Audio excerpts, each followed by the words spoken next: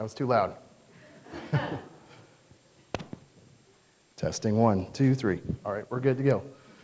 All right. Yes, please be seated. So, and thank you for not immediately leaving after the Lord's Supper. Sometimes you never know who's going to be in the audience, but many years ago I was preaching at a small church in Jacksonville, Alabama, and there were only 8 people in the church, and so I said, please don't leave after the Lord's Supper. There's not going to be anybody left. So anyway, we appreciate you. A lot of new faces for me. I don't really know many of you. I know Steve, met him several years ago. It's a great joy and honor for me to be here and to spend a few moments with you this morning. And so we'll take a look at a few things regarding my parents and their life and their story. And we'll look at some scripture and try to draw some things out of scripture for us this morning. You probably know that my dad is Wayne, and I got the taller gene in the family. But he's been gradually shrinking as the years go on. So I know my destiny in life. So every year when in the Navy, when I go to height and weight and that stuff, I try to push my height a little bit higher because I know one day I'm going to get shorter. But as an older person, you can probably get away with a lot more stuff when you're short. So maybe it's a blessing to be shorter when you're older. My dad vividly remember the last time that I was spanked. I was 16 years old, and he probably doesn't remember that, but I've kept it in a logbook in my house for many years, and I thought the most appropriate time to confront him would be right now. So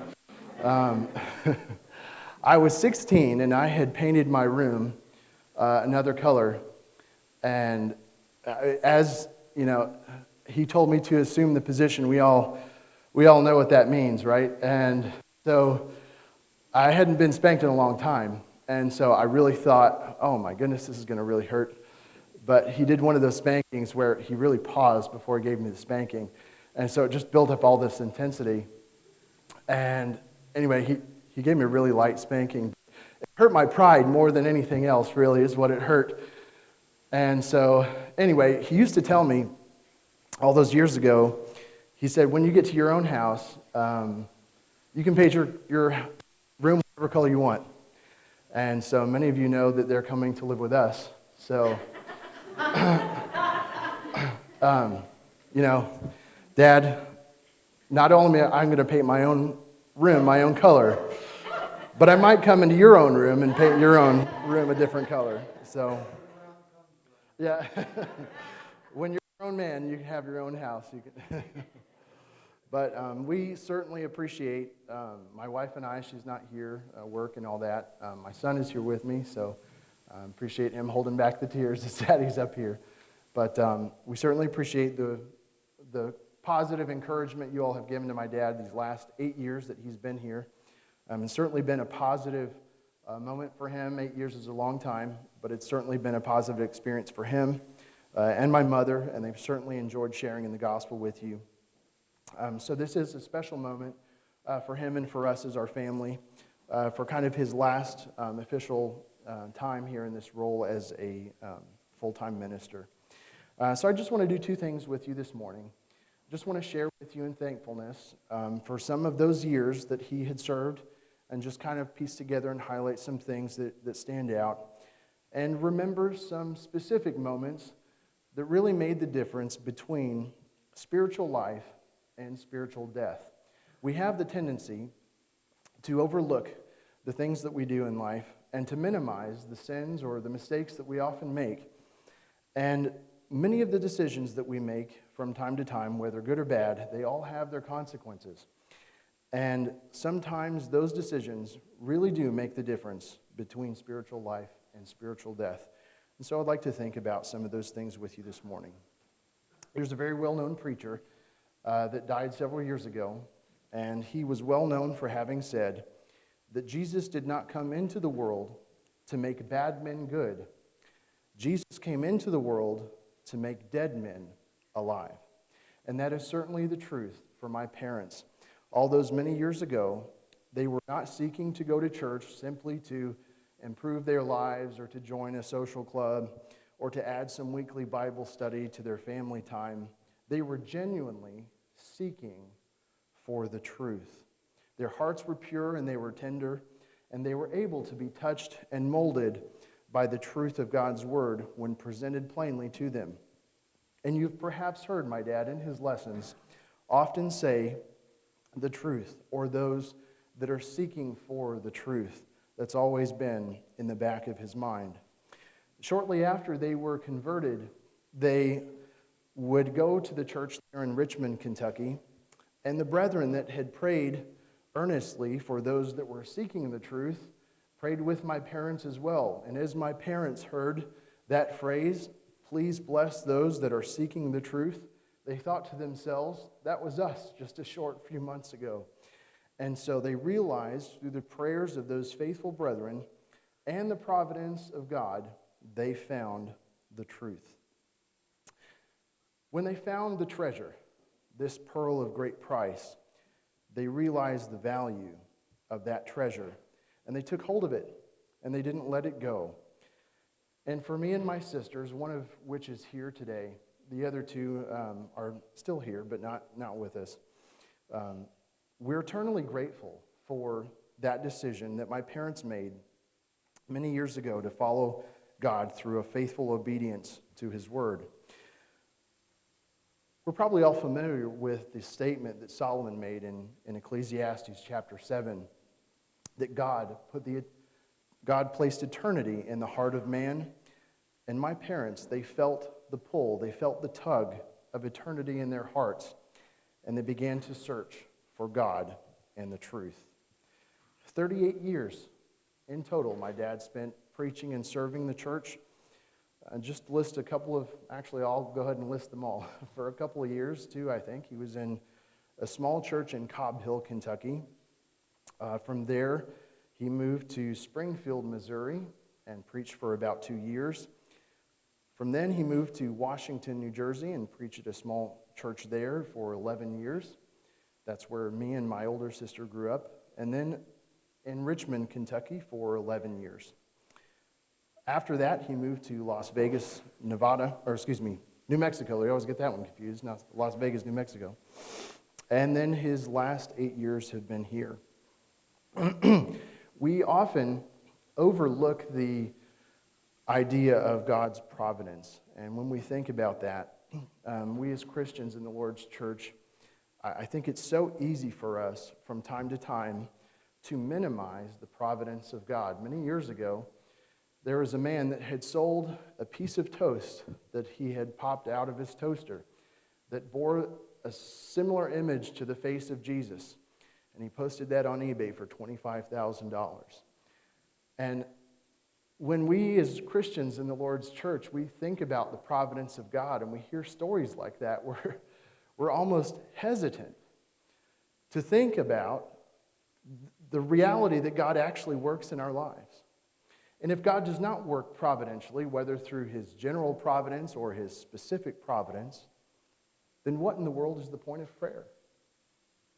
We're told to pray without doubting and with full assurance and with full faith that God places people in our lives at certain places and at certain times, something that only God can do.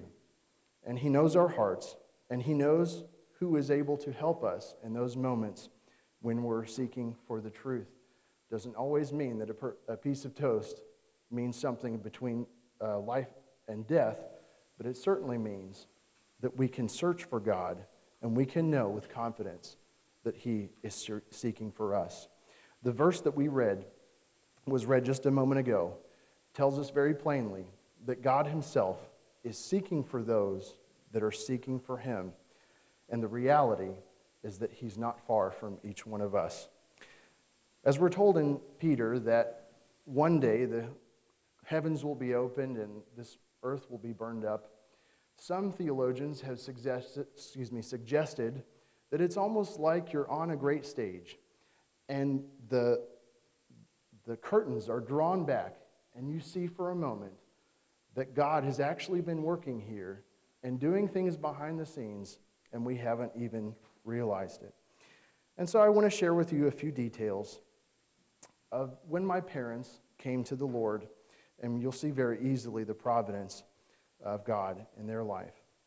I would say probably any one of us sitting here in this room can speak to a moment when we know for sure that God has been providentially in our lives in some way or another. My mother, this was in the early 1980s, was attending a Church of God. And I believe it's had some kind of Pentecostal influence. But she would also read the local newspaper. And I asked her about this yesterday. I said, Mom, what did you use for media? And she said, the newspaper. That's what we use. And of course, we're all used to our phones today. We find everything through the phone. But there was a preacher named Rod Boston, originally from Fort Ord, California, and he was preaching in Richmond Church of Christ there in Richmond, Kentucky. And he had set up a Dial a Bible moment. And probably none of you have a hardwired phone in your house, but that's what they would use, the Dial a Bible moment, and Rod Boston would record a couple of minutes, read a couple of verses, and give a Bible message. And so her and my dad would listen for several months to this wise little man, Rod, who would give these little 2 to 3 minute Bible moment messages. You call in and you hear the message. And one night, as she had gone to this other church, a Church of God, the preacher said, go look at these other churches, and you'll see that God is not there. And my mother took that as a challenge, and she said, well, I will do just that. So she thought, I'm going to see about this Dial a Bible moment. And so she got in touch with them. They were having a gospel meeting. She goes in the building. And Rod and Joyce, they come up and they greet her and they ask her for a Bible study. And she was blown away. She had no idea that this person that was doing these Bible moments would want to have a personal Bible study with her. And at that time, my dad was playing music. You're probably all aware. He was a drummer many years ago. He was playing in the nightclub, living his dreams. And my mother was having these weekly Bible studies with Rod Boston. And one night, my dad came home to get his guitar, and Rod seized the opportunity and got my dad to agree to a Bible study. And after about 2 weeks, 2 Bible studies roughly, my father was baptized. What kind of a person gives up everything, their source of income, their stability, their dreams, to live the meager and often unappreciated life of a preacher?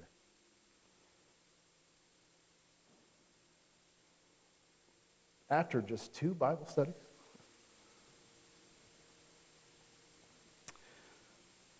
Jesus said, if anyone wants to come after me, he must deny himself, take up his cross, and follow me. And you've probably heard that sentiment in many of his lessons, the lesson of self-denial. For whoever wants to save his life will lose it, but whoever loses his life for my sake will find it. Jesus also tells the parable of the kingdom being like a hidden treasure in a field. And then when it's found, they give up everything that they have to find it. And it's here where we need to pause for a moment and reflect on the story of Abraham. God called Abraham to a new kind of life that was much different than the life in which he had grown up. When we read the story of the parents of Abraham at the end of Joshua, we read that Abraham's father was an idolater. And so God called Abraham to live a life of adventure. We don't often think of it that way. But it's the same life of adventure that he called my father to many years ago. Called him to leave his father's house and to live as a true human. The name Adam that God gives to Adam when Adam is created in Hebrew means humanity. And as these image bearers that God has made, us humans, it's often ironic that we often excuse our behavior by saying, I'm only human. But if we reverse that thinking and we say to ourselves, you know what? I'm a human. I'm made in the image of God. I should not be behaving that way. I should not be living that way. And so God calls Abraham to live as a true image bearer of himself, as God truly intended for man to live. And boy, was that the adventure of Abraham's lifetime. He left his house, his father's house, at the age of 75, and he went to a foreign land, and he lived as a stranger and a sojourner in a foreign land.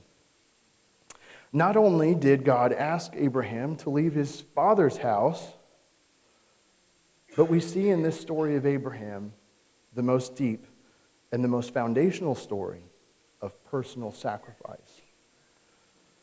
God asked Abraham to sacrifice Isaac, something that many of the ancient Canaanite groups would have done. And so it would have been a surprising thing for God to ask Abraham to sacrifice this son that he had waited so long for. But God did not ask Abraham to sacrifice Isaac when he was a baby.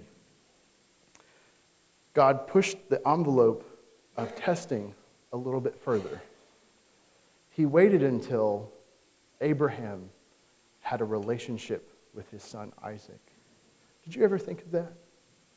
That as Abraham is going to this Mount Moriah, this hill, to sacrifice his son, and his own son walks along and says, Dad, where's the offering for the sacrifice?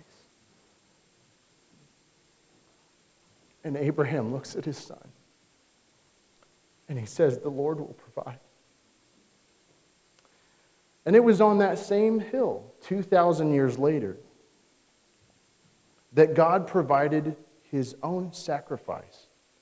And it's this father-son relationship that God chose from Abraham and Isaac to be the model for which he himself would come and present his own sacrifice through his son. And so this story is not only about Abraham, but it's also about the faithful son Isaac that follows his father obediently up to the altar and lays himself down on the altar without questioning the will of the Father, just as was wonderfully presented to us in the Lord's Supper, through obedience. That Isaac lays down and accepts the fate that his father has given to him. And we know at that moment that God called Abraham and he said, now I know that you fear God. And what God called Abraham to do was give up that which he loved the most. It's this point of self-denial that came across so clearly to me as I was growing up in my father's preaching. And the only reason that he asked others to deny themselves was that he himself first denied himself of that which he truly loved, just as Abraham denied himself of his son, which he truly loved. So my father also sacrificed himself for that which he truly loved. We often so easily blame God when life is taken or we experience tragedy and suffering in life. But we often forget that it was God that placed on the day of judgment himself on the altar. And he placed the day of judgment only after he himself first came to taste what it was like to have sin and death upon himself. If death is the inescapable consequence of the sin that affects all of us, then the day of resurrection will be the ultimate day in which God restores back to us, in the most fullest and complete sense, what we are truly waiting for as humans. I just want to share with you a couple of things that I misunderstood about my father as I was growing up. As a young person, you think you're a lot smarter than your parents. And for a while, you actually are, until you realize that you're not. And growing up, the older that I got, the more that I realized, and I thought that my father just had this sense of negativity in his preaching.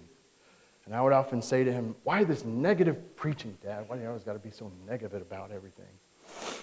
And I didn't know that as a preacher, all of these harsh realities that sometimes he had to face.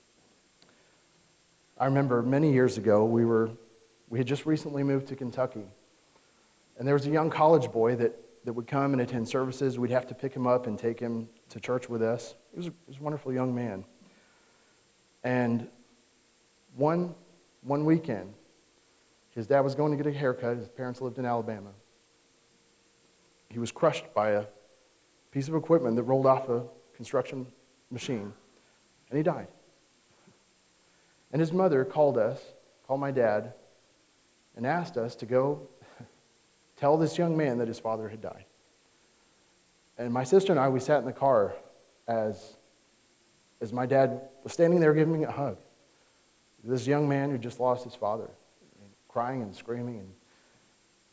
And it was a painful thing for me and my sister to sit and listen to.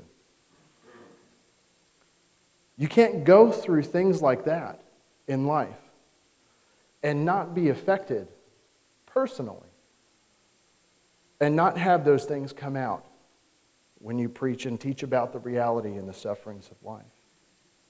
Another story, there was a young man that had gotten in a car accident, and my dad and several other preachers had gone to see him that night, and he was on life support, and it was a really bad situation. And his father was a preacher in a nearby church.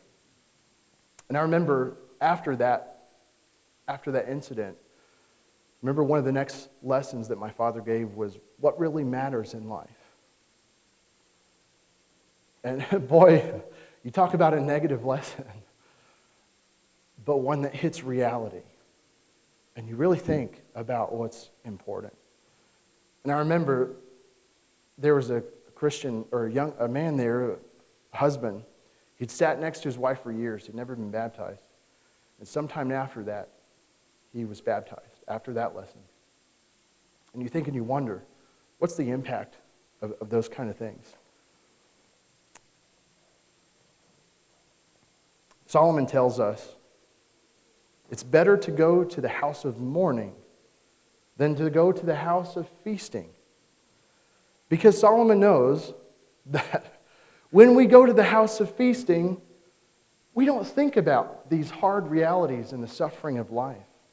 It's only when we go to the house of mourning that we sit up straight and we think hard about the difficulties and about the end of our life. And I'm sure you heard many of those lessons from him. My father also had a unique ability to simplify things. And that is a skill that has helped me many times in life. It seemed to come naturally to him. But he would often say, you have two choices. You can either jump all in or quit. And sometimes our lives are so complicated that the simplest answer is often the best. And this helped me as I would navigate different parts of my life. There are certain things that he treasured. He treasured time with his children. He gave up his career, but he gained his family. Remember, many years ago, he traveled to China and spent several months preaching and teaching over there. And he always valued the relationship that he had with those Christians, those young Christians that would often refer to him as their spiritual father. And one story he often told us is how these young Christians would walk in the street and hold his hand. And as Americans, it's like, okay, step away, like, don't touch me. But it was so precious and so special to him, those moments. He also benefited greatly, I think, from the meetup studies that were done here. And I think perhaps some of you had a part in that, a big part in that. And my mom often told me about many of those studies that were done right here in Champaign. And what a wonderful blessing that has been to many of you here. When we lived in New Jersey, after we had left, there were a couple of families that had really thought about moving with us and changing their homes and coming so that they could continue to hear him preach the gospel. And I used to think to myself, what in the world are they thinking? They're giving up their families and their homes and their jobs. They had seen something in the conviction of him, something so sincere and something so courageous that they were willing to change their life because he changed theirs. He honored the small things in life. And I'm sure you've heard his lesson about the last things in life. There's a lot of rich lessons we can draw from that. I remember as a kid, the first time that we had moved to New Jersey, I think one of our first nights there, our car was egged. We had this little old Chevy Spectrum, I think was a little hatchback. We were all doomed every day to get in this little tiny hatchback car. And our car was egged as soon as we got there. And my dad went out running and chasing after these young neighborhood boys that had egged the car. And I thought he was like Captain America or something, going chasing down these boys. And the kid's mom really appreciated the fact that someone confronted them. And she said, you know what, I'm going to make them pay. And they need to learn that lesson. But he had the courage to stand up and care about those small things that someone might have easily passed away, but he cared to make sure they were corrected. One of my weirdest memories, we used to go to Blockbuster. Anybody know what Blockbuster is? You probably don't. You might have heard of it, but we used to go to Blockbuster on the way home from church, and my sisters would go off and find their movie. I'd find my movie. And my dad would say, all right, you want to get a movie, you got to bring it to me first. I said, all right. So I come up to him and have this movie here. I say, Dad, here, can I get this one? And he'd stand up like this and say, all right, you want to see this movie, right? Like, yeah, that one. He'd say, all right, rated PG-13 for sexual violence. You want to see that? No, Dad, I'm fine. Rated for this and for that. And all right, Dad, I don't want to see it anymore. I'm good. And he cared enough about our purity to do something about it. And there's a lot that we can learn from that.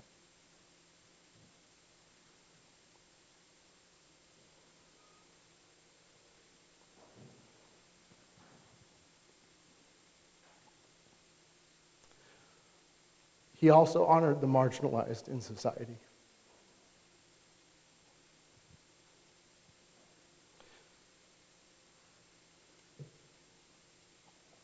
I remember when I was in middle school, there was this elderly lady. She couldn't walk. She could barely walk to her bathroom. She was bedridden from arthritis. And we used to go from time to time and sit in her smelly apartment. And as a teenager, I thought, what am I doing here? I've got other things, more important things in life. And it wasn't until many years later that I remembered her smile. And she would often say, I'm so glad that you came to see me.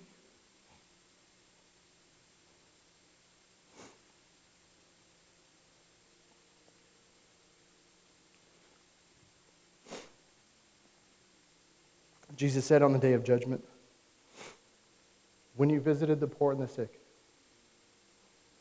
you came and you did those to me.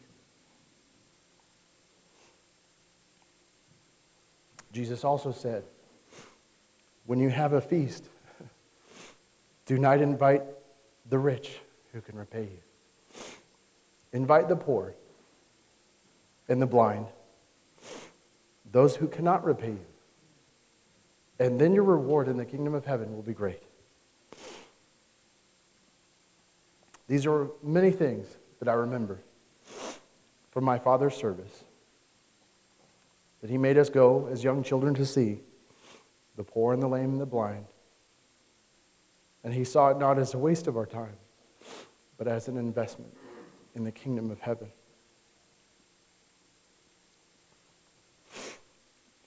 And one thing I will ask you as we leave is to give him a word of encouragement.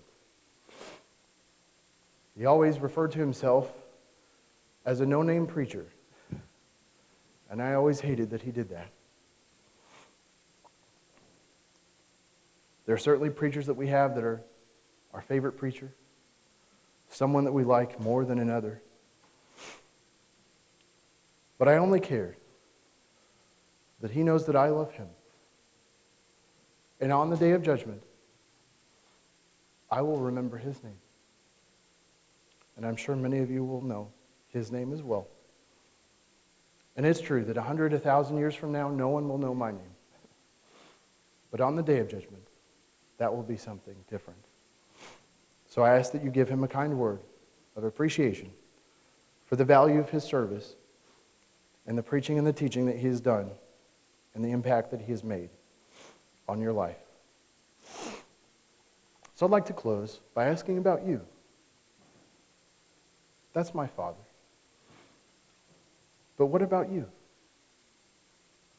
Ultimately, all of that we have said and covered this morning is not simply a reflection of me or my father or our family. It's a reflection, as Paul says, of Christ living in me. We love others because Jesus loved us first, and he gave himself first in self-denial for our benefit. Maybe this message of self-denial means that you, or as a father or mother, should devote a little bit more time every week to your children or to studying the Bible.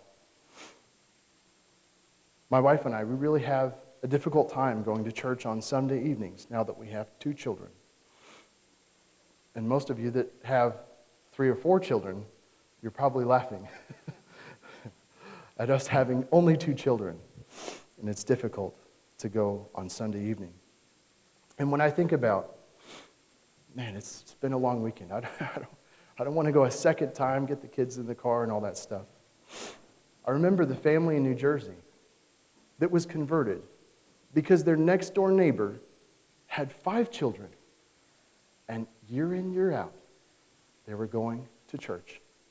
And because of that example of faithfulness, they were converted to Christ.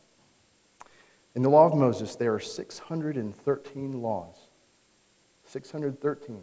Thou shalt and thou shalt nots. Jesus reduced that down to 2 laws, which are both laws of self-denial. Love the Lord your God with all your heart, soul, mind, and strength. In essence, to love God more than you love yourself. And the second is like to it, to love your neighbor as you love yourself. And perhaps this lesson of self-denial means that maybe you spend less time on your weekly projects and take a few moments to sign up for a meetup class and invite people that might be just like my parents, searching for the truth. Many years ago, I was attending a gospel meeting, and there was a preacher that had done a great job, and at the very end, he said, I want you to think of 5 people that you know, and see if you can reach out this week to 5 people. And I thought, that's a great idea. But then I thought to myself, what about just one person?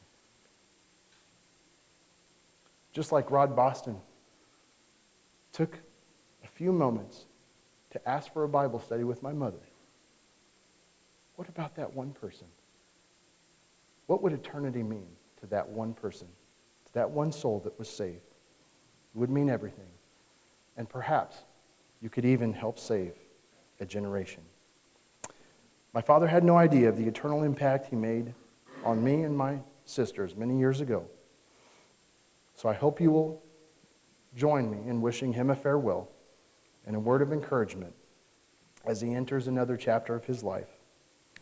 We will hopefully have a few projects for him, but I just want to thank you for being a positive source of encouragement for him and for his final years serving in the Lord's church. I wish you God's greatest blessings as you continue to search for another preacher, but don't search too hard because I might send him back here. So. We'll go ahead and stand and sing a song of invitation. If you're subject to the gospel, we'd be happy to baptize you into Christ Jesus this morning. Would you stand and sing with me?